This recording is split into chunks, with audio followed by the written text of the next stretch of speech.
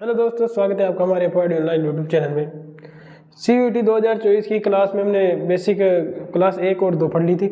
उसमें हमने physical quantities, units और डायमेंशन के बारे में बात कर ली थी, है ना। आज हम बात करेंगे वेक्टर के बारे में। देखो, यहाँ से प्रश्न आता नहीं है, लेकिन ये हमारे कहीं ना कहीं फिजिक्स में काम जरूर आ जाते हैं, 12th की फिजिक्स में। तो वेक्टर के बारे में बात करेंगे। देखो, तो वेक्टर के बारे में सबसे पहले तो कि वेक्टर कौन होते हैं जिनके पास डायरेक्शन यानी कि both have direction plus magnitude, जिनके पास क्या होता है, डायरेक्शन और मैग्नीट्यूड दोनों होते हैं, है ना। दोनों होंगे तो क्या कहलाएगा, वेक्टर क्वांटिटी कहलाएगी। यानी कि एक तरीके से इनका सिंबल क्या होता है, यानी इनको कैसे प्रदर्शित किया जाता है, तो इस तरीके से प्रदर्शित किया जाता है।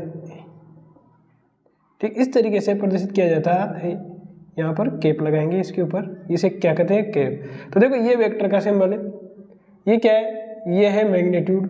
ये कौन है, ये मैग्नीट्यूड है।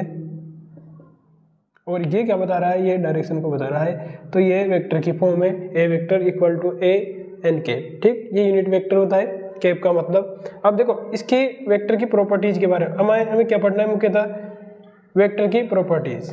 यानी कि इसकी प्रॉपर्टीज क्या है, एक तो वेक्टर का जो मल्टीप्लीकेशन है ना, मल्टीप्लीकेशन, जिसे हम प्रोडक्ट भी कहते हैं, यानी कि गुणा, है ना। प्रोडक्ट यानी कि गुणन, है ना। वेक्टर का जो गुणन है उसके बारे में बात करेंगे। ठीक, मुख्य तो यही है ना। उसके बाद इनका ऐड, है ना, जोड़ना, है ना, इनका जोड़। तीसरा इनका घटाव यानी कि सब्ट्रैक्शन, यानी इनका घटाव के बारे में बात करेंगे। ठीक, मुख्य तो यही है ना, मल्टी प्रोडक्ट और ऐड है। ठीक, सबसे पहले बात करते हैं प्रोडक्ट के बारे में। देखो, इनका प्रोडक्ट दो तरीके से होता है। अगर वेक्टर है, मान लीजिए वेक्टर से ए वेक्टर एंड बी वेक्टर, दो वेक्टर है। अब इनका प्रोडक्ट दो तरीके से हो सकता है। एक तो स्केलर प्रोडक्ट, और एक हो सकता है वेक्टर प्रोडक्ट। दो तरीके से वेक्टर, जो वेक्टर है उनके प्रोडक्ट हो सकते हैं, एक तो स्केलर प्रोडक्ट और एक वेक्टर प्रोडक्ट। इसके पहले बात करेंगे स्केलर प्रोडक्ट के बारे में। देखो, स्केलर का मतलब जिनमें केवल, यानी कि ऐसा प्रोडक्ट जिसको एप्लीकेशन को हम जब प्रोग्रेस करेंगे तो उसमें केवल हमें इसके यानी मैग्नीट्यूड ही प्राप्त होगा, है ना। केवल ओनली मैग्नीट्यूड ही प्राप्त होगा, है ना। उसके अलावा डायरेक्शन प्राप्त नहीं होगी। यानी कि एक तरीके से मान लो दो वेक्टर हैं, ऊपर दे रखा अपने वेक्टर्स ए और बी, तो दो वेक्टर है, उनका स्केलर प्रोडक्ट इस तरीके से, ये क्या कहलाता है, स्केलर प्रोडक्ट कहलाता है। ये क्या है, स्केलर प्रोडक्ट का सिंबल। अगर हम इसका मैग्नीट्यूड निकालेंगे तो क्या प्राप्त होगा, ए बी कोस थीटा। ठीक, क्या प्राप्त होगा, ए बी कोस थीटा, अगर इसका मैग्नीट्यूड निकाला जाए तो। यानी कि स्केलर प्रोडक्ट है ए डॉट बी, इसमें डायरेक्शन नहीं होती है।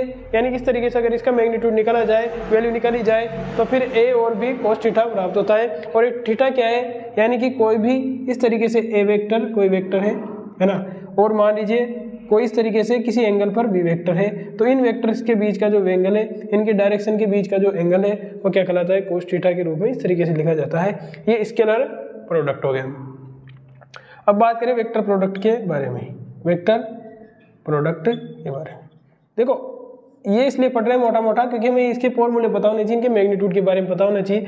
ए डॉट बी इक्वल टू, यानी कि अगर इनका मैग्नीट्यूड निकाला जाए तो A B cos theta. Vector product में क्या होगा, इसमें क्या होगा, इसमें मैग्नीट्यूड प्लस डायरेक्शन दोनों होंगे। यानी कि इस तरीके से होगा ए वेक्टर क्रॉस बी वेक्टर। इसे क्या कहा, देखो इसे कहा जाता है डॉट, और इसे कहा जाता है क्रॉस। तो A vector cross B vector, ये क्या है, वेक्टर प्रोडक्ट है वेक्टरों का। ठीक, अगर इसका मैग्नीट्यूड निकालेंगे इस तरीके से तो क्या प्राप्त होगा, ए बी साइन थीटा और साथ में एन के। और ये एन क्या है, ये डायरेक्शन है, और साइन थीटा है से कि दो वेक्टर है, उनके बीच की जो एंगल है वो क्या है, वेक्टर के बीच का एंगल है। और ये डायरेक्शन क्या होती है, देखो ये डायरेक्शन होती है, ये एन के है ना, ये क्या होती है, normal to the plane of vector. यानी कि ये इस तरीके से ए और बी है, तो इसके नॉर्मल है ना, इस तरीके से क्या होगी, यानी कैप होगी, यानी कि इसके परपेंडिकुलर इस तरीके से ना, यस, या तो अंदर की साइड में या फिर बाहर की साइड में। ए क्रॉस बी है तो इस तरीके से ए क्रॉस बी में हाथ घुमाएंगे, ए क्रॉस बी, तो बाहर की ओर इस तरीके से कैप होगा, यानी कि इसका मैग्नीट्यूड जिसके किधर होगा इधर, और इसकी डायरेक्शन किधर होगी परपेंडिकुलर या नॉर्मल टू द प्लेन होगी। ये वेक्टर प्रोडक्ट था, है ना। हमें कम से कम फॉर्मूला याद होना चाहिए कि ए क्रॉस बी का मैग्नीट्यूड कितना इतना होता है। अब बात कर लेते हैं अपन एड की, यानी कि वेक्टरों का एड किस तरीके से किया जाता है। अब देखो एडिंग की बात करें, यानी वेक्टर का जो एड होता है यानी कि जोड़, वेक्टर्स का क्या जोड़। अब देखो जोड़ करेंगे तो जोड़ कैसे होगा, ए वेक्टर प्लस बी वेक्टर इस तरीके से जोड़ा जाता है। मान लीजिए दो वेक्टर है, ए वेक्टर और बी वेक्टर, इस तरीके से ए वेक्टर और बी वेक्टर, और दोनों के बीच में कोई एंगल है थीटा। अब देखो इसका मैग्नीट्यूड कैसे निकाला जाता है ना, ए वेक्टर प्लस बी वेक्टर दोनों को वेक्टर को जोड़ दिया। अगर हम इसका मैग्नीट्यूड निकालेंगे तो इसका मैग्नीट्यूड का सूत्र होता है A square plus B square plus 2ab cos theta, ठीक। और वो किस में होता है, in the plane of A vector and B vector, इसे कहा जाता है आर वेक्टर। यानी कि हम क्या लेते हैं, इसका रिजल्टेंट है ना, आर वेक्टर, यानी क्या लेते हैं इसका, इसे क्या कहता है रिजल्टेंट है ना, आर वेक्टर से प्रदर्शित किया जाता है। उसका फॉर्मूला क्या है, अगर दो वेक्टर किसी एंगल पर इंक्लाइंड है तो उनका अगर रिजल्टेंट निकाला जाए, है ना, मैग्नीट्यूड निकाला जाए एड का, तो A vector plus B vector का मैग्नीट्यूड क्या होगा, root A square plus B square plus 2ab cos theta. उसके बाद बात करते हैं अपन सबट्रैक्शन की, सबट्रैक्शन की किसकी बात करते हैं अपन, सबट्रैक्शन की बात करते हैं, यानी कि वेक्टर का जो घटाव है वह किस तरीके से होता है ना, घटाव। अब देखो घटाव है तो यानी किस तरीके से करते हैं अपन, नॉर्मली ए वेक्टर माइनस बी वेक्टर, इसके बारे में बात करते हैं। यानी कोई दो वेक्टर है, ए वेक्टर और ये बी वेक्टर, ठीक। अब अगर इनका घटाव करेंगे तो A vector minus B vector, तो इस तरीके से देखो ये इधर है, अगर इसको इस तरीके से बना दिया जाए यूं, तो ये बी वेक्टर है, ये क्या हो जाएगा माइनस बी वेक्टर, ये इस तरह थीटा से था। मान लीजिए इसका मैग्नीट्यूड निकालेंगे ए वेक्टर माइनस बी वेक्टर का, तो इसका भी रिजल्टेंट मान लीजिए हम क्या मान लेंगे, आर डैश वेक्टर, और इसका मैग्नीट्यूड निकलता है A square plus B square minus 2ab cos theta. Theta क्या है, दोनों वेक्टर्स के बीच का एंगल है, और ये माइनस क्यों है, क्योंकि इसका मैग्नीट्यूड चेंज हो गया, यानी कि इस तरीके से प्राप्त होगा आर डैश, है ना। इस तरीके से मान लीजिए कि दो वेक्टर के बीच का एंगल है और ये कोई थीटा डैश है, तो आर डैश क्या हो जाएगा, ये रिजल्टेंट वेक्टर हो जाएगा। ये क्या है, ये सबट्रैक्शन का पोर्शन है, ठीक। ये याद रखना है फॉर्मूले का, अगर दो वेक्टर ऐड होंगे तो ये फॉर्मूला लगेगा, दो वेक्टर सबट्रैक्ट होंगे तो ये फॉर्मूला लगेगा। अब बात कर लेते हैं देखो वेक्टर की प्रॉपर्टीज के बारे में, है ना। कुछ इंपॉर्टेंट प्रॉपर्टीज है जो हमारी पूरी फिजिक्स में काम आती है, 11th हो या 12th हो या आगे की जो हायर एजुकेशन के लिए हो उनमें भी काम आती है, यानी कि vector properties. Vector properties, vector properties क्या होती है कि देखिए अगर वेक्टर का स्केलर प्रोडक्ट किया जाए, वेक्टर का स्केलर प्रोडक्ट, तो इसके बारे में बात करें तो यानी वेक्टर का स्केलर प्रोडक्ट मतलब ए डॉट बी वेक्टर अगर इस तरीके से है तो इसको इसके बराबर होता है, यानी इसको उल्टा लिखा जा सकता है, यानी कैसे भी लिख दो ये बराबर होता है। दूसरा बात करें वेक्टर्स का वेक्टर प्रोडक्ट, वेक्टर प्रोडक्ट क्या होता है, यानी कि ए क्रॉस बी, अगर हम ए क्रॉस बी करें तो अगर जैसे स्केलर प्रोडक्ट था ए डॉट बी बराबर बी डॉट ए, लेकिन ए क्रॉस बी क्रॉस ए के बराबर नहीं होता, यानी कि वेक्टर का अगर हम ऑर्डर चेंज करेंगे तो चिन्ह भी चेंज हो जाता है, यानी कि साइन भी चेंज होगा, यानी कि ए क्रॉस बी बराबर क्या हो जाएगा माइनस बी क्रॉस ए हो जाएगा, ठीक।